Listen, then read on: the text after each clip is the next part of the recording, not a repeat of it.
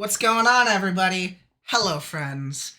I am here today because I made a promise that I would do a top 10 list of the best and the worst Christmas songs. And here I am, following up on that promise. Alright, before we go in, all of these songs rule. If you walked up to me and said any of these songs were your favorite Christmas song, I would be like, yeah, that's completely fair. Like, yeah, even number 10 is amazing. So the way I've rated this top 10 is rather arbitrarily. I love all of these songs. All of these songs are great. But to me, if it's not a rating of 10 great songs, it's a rating of 10 great Christmas songs. And so if a song is like a little bit worse as a song, but it's a lot more Christmas cheer and joy, I'll put that one above, give that one more points, you know? And again, I'm not like assigning points. This is just vibes, baby. I'm just going for it. And in this case, the version matters more because, you know, you don't want a cover of a great song. You want the great song, you know? Whereas if you got a bad song, it doesn't really matter who's singing it. And, you know, at the end of the day, this is my opinion, and we're gonna get into it. Alright, right off the bat, number 10, John and Yoko, Happy Christmas, War is Over. McCartney made the worst list. John made the best list. This, to me, is kind of wild, because Paul McCartney, if John was the brain of the Beatles, Paul McCartney was the heart. And George Harrison was the guitar-playing hands, and I guess Ringo was the feet. But, between John and Paul definitely has the more Christmassy Christmas song. I really do love this song, but it's not very Christmassy, which is the reason why it's at number 10. It sort of uses Christmas as this rallying point to say, hey, I gotta make sure I'm not going into, oh no.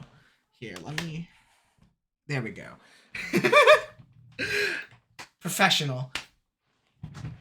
As I was saying, John uses Christmas as a point to say, hey, in this time of togetherness, let's be together and let's stop war, which is, you know, definitely John Lennon's thing. It's on brand for him. But I really do feel like the repeated phrase of war is over if you wanted, and the idea of calling together the world for unity through Christmas is a really great idea, and it's definitely the best, like, message song for Christmas. Very few people try to do that because it's a lot easier to just make money being like, ain't Christmas so great, everybody, as opposed to, let's stop war, everyone. Yeah. So there we go, number 10. Number 9, Feliz Navidad. This song would be below Happy Christmas, War is Over if it wasn't so goddamn cheerful. The performances on this song, if you haven't listened to it since you were a kid, give it a listen again. The guitar playing is great, and the vocal work from Jose Feliciano is just great. It's, I wanna wish you a Merry Christmas.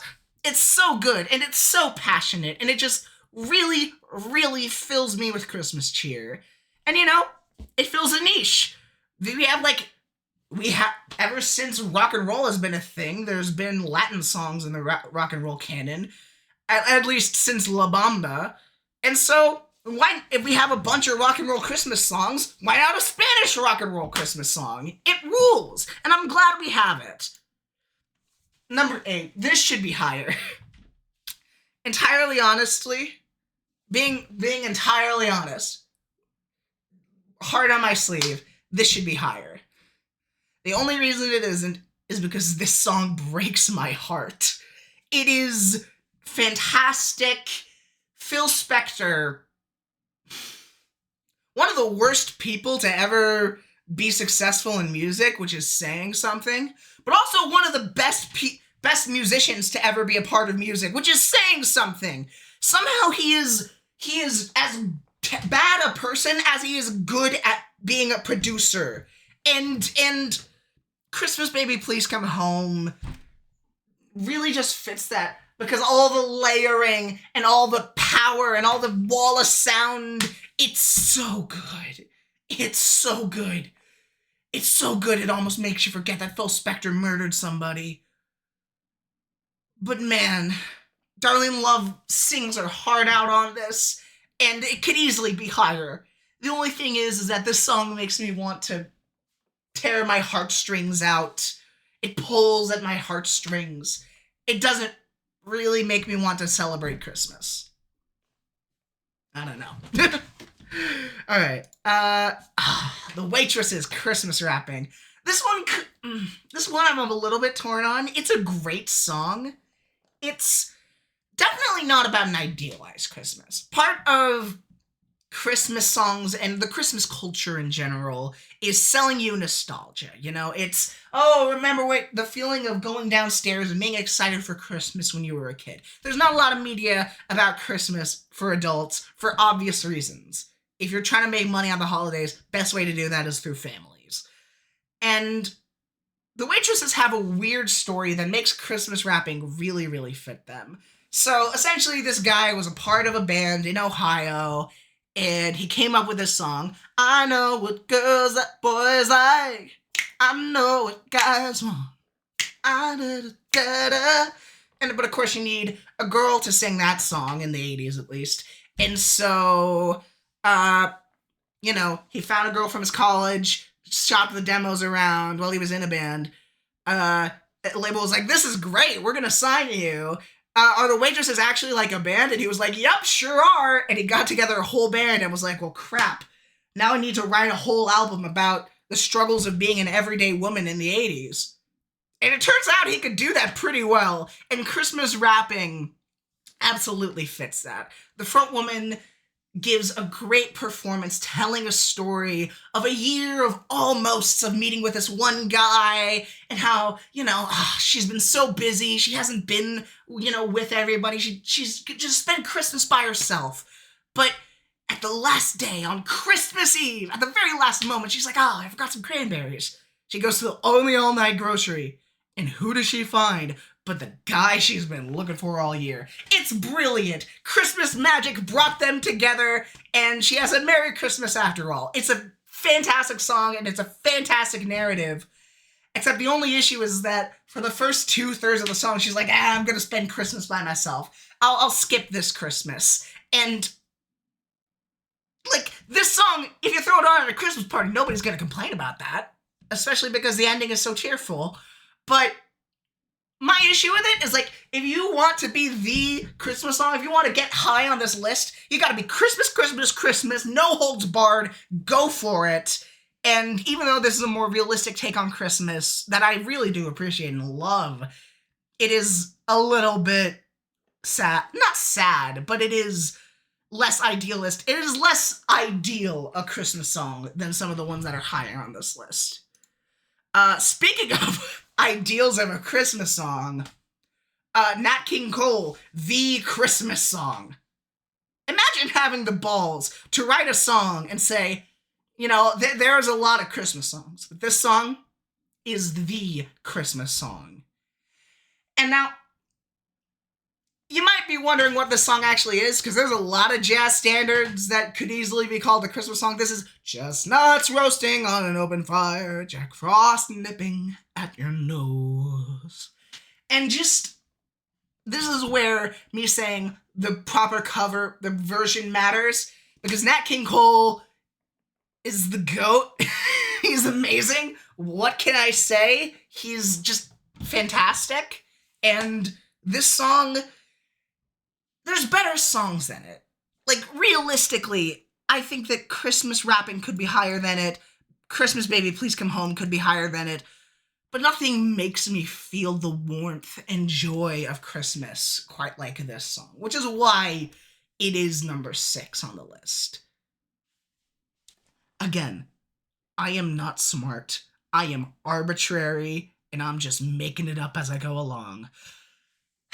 Number 5, The Pogues' Fairy Tale of New York.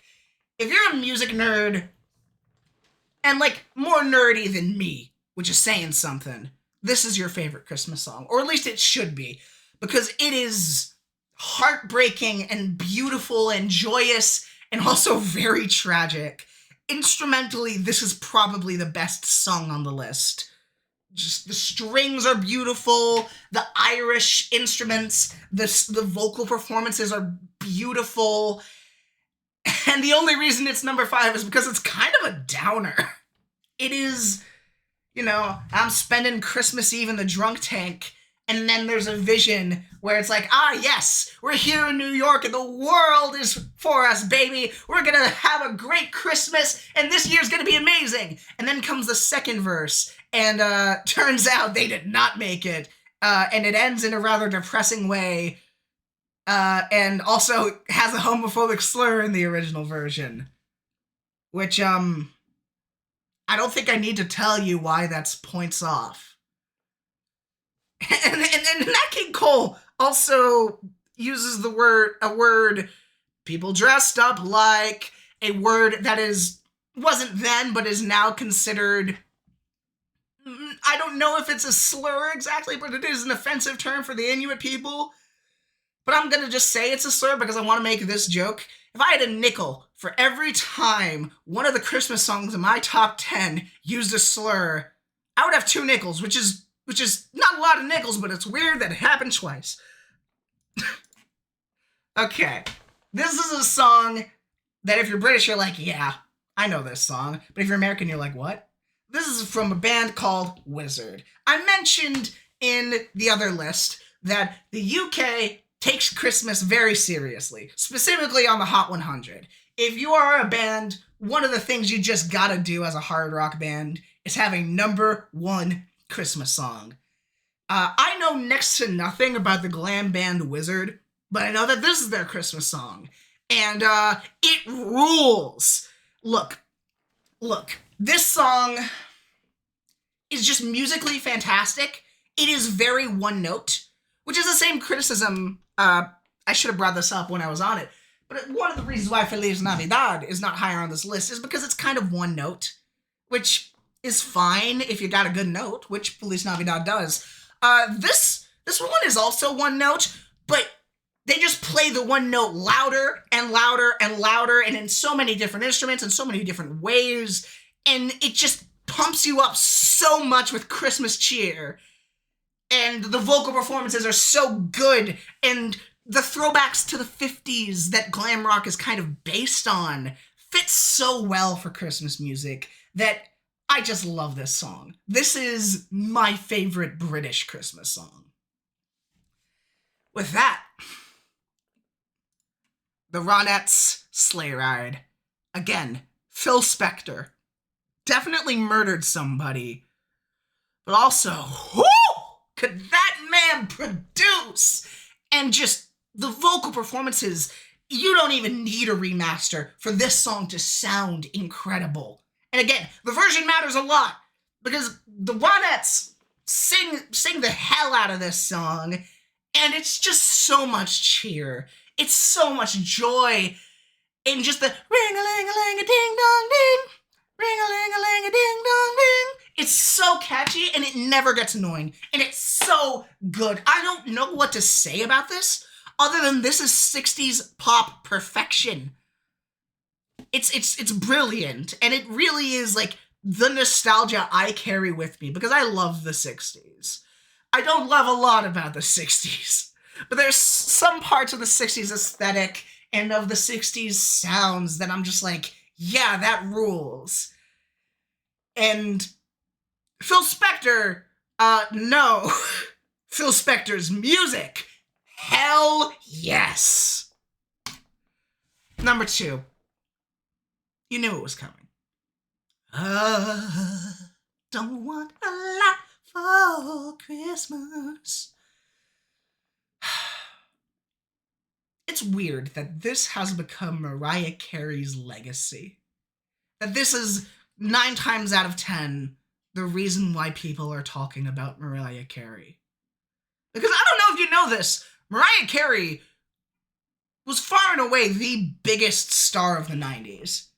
Her style of I wouldn't say, of showy singing, of big dramatic ballads and sultry R&B songs with maybe even a hint of hip hop thrown in there, became what music was in the 90s and evolved into guys like Usher and Rihanna.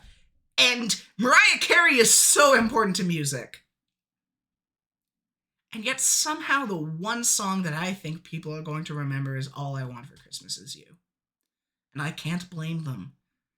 This song is give a listen to this song and you will be blown away. Mariah Carey is a once ever performer. Like, I'm not exaggerating when I say that she is on the level of Freddie Mercury. My mom would kill me if she heard that, because she hates Mariah Carey. Because if you are listening to the radio and the only thing that's playing is Mariah Carey, you're going to go insane. But if you are living in an age of Spotify, where you put Mariah Carey in a playlist with a billion other artists in a billion other styles, and eventually a Mariah Carey song comes on, you're like, wow, this girl can sing. And everybody knows she can sing. And yet still, she's better at it than you think. And I don't know what to say about All I Want for Christmas Is You.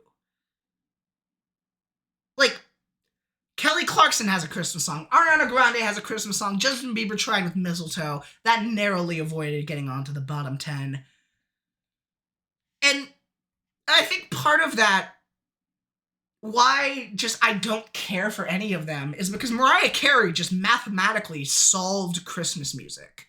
This song is perfectly constructed. It is the same thing over and over again, and it just pumps so hard, full of joy. And Mariah sings it so full of joy and with such power. And why does anybody even make Christmas music anymore? We're done. This is the logical endpoint of Christmas music. And yet I've only put it at number 2. That's blasphemy to some. That might be blasphemy to some. I don't know.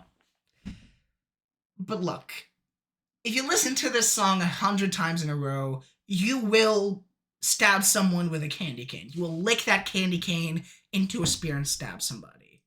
Which is the one reason alone why it's not number 1.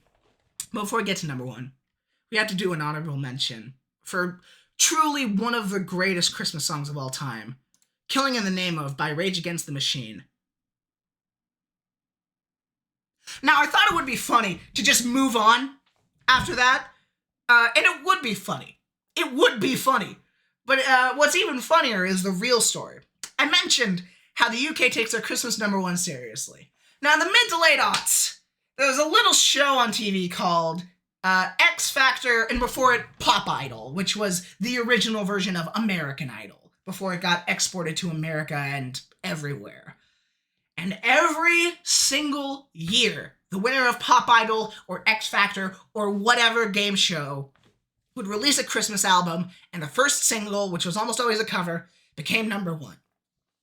Until this one guy online was sick of it, and in protest said, you know what?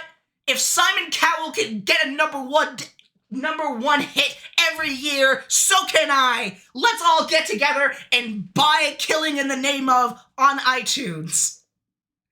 And it got a lot of traction to where BBC One got Rage Against the Machine to come over to the UK, do an interview, and play their signature hit. Now, if you know Rage Against the Machine, and if you know this song, you might know that it has a very, very famous and very, very incredible breakdown where Zach De La Rocha, the frontman, lead rapper, says, repeats the lyric, "Fuck you, I won't do what you tell me," over and over and over again. Now, if you're BBC Radio 1, your state-funded radio, you cannot let that slide. And so they told the band, hey guys, do your song. Just don't say fuck. And I don't know if you realize what they did, but the lyric in that song is, fuck you, I won't do what you tell me. And so when they got to that part, Zach had been playing it clean. He starts off with, I won't do what you tell me. I won't do what you tell me. And then he goes right into it with a, fuck you, I won't do what you tell me. And in that moment which is so funny and so on brand and so iconic, caused so much of a stir that on Christmas, on that fateful year, Rage Against the Machine had the #1 Christmas song, which is why it's on this list. If I were to put an actual Christmas song and not something that was here on a campaign that was protesting bad Christmas songs, it would probably be Rocking Around the Christmas Tree or Run Run Rudolph. I don't know. Those are good songs. Give a listen to them. Listen to more music than I recommend. But lastly, #1. If you know me, you saw this coming. Donny Hathaway, This Christmas. Oh, so good. I said that Mariah Carey had mathematically perfected Christmas songs. And I agree with that. But do you know what math cannot recreate? Soul, baby. That sounds so corny, but I seriously believe that. No amount of perfect pop production, Max Martin could never create something as beautiful and as simple and as joyous as this. And just the instrumental break where it's not the most dynamic thing, but I don't want my Christmas songs to be dynamic. I want my Christmas songs to be comfortable and joyous and together. And this Christmas by Donny Hathaway really, really does that. It is a miracle of a song. Especially because it manages to make Christmas sexy. Like, I Saw Mommy Kissing Santa Claus didn't do that. Santa Baby hardly did that. But this Christmas, hang all the mistletoe. I'm gonna get to know you better. That's smooth. That is smooth. And that is beautiful. And it's so good. Just listen to this song. And just the like one thing I love is when you find a riff in music that somehow perfectly fits Christmas and yet also could just be in any song. Like the could be in any song, and yet it's so Christmassy. Christmas rapping from The Waitresses also does it with a it does it with the sax riffs and with the guitar riffs and with the funky bass. But just this Christmas really is something special. And with that, yeah, Friday's coming up. I'm recording this on a Wednesday, but when this video comes out, it'll be 3 days until Christmas. And with that, I hope y'all have a Merry Christmas. I've had a great year doing theater, thinking about art, talking about music, and I suppose that's all I have to say. Merry Christmas, and oh yeah, I'll see you guys next week with some of my favorite albums of 2023. Woo! Because this video isn't long enough already. Bye!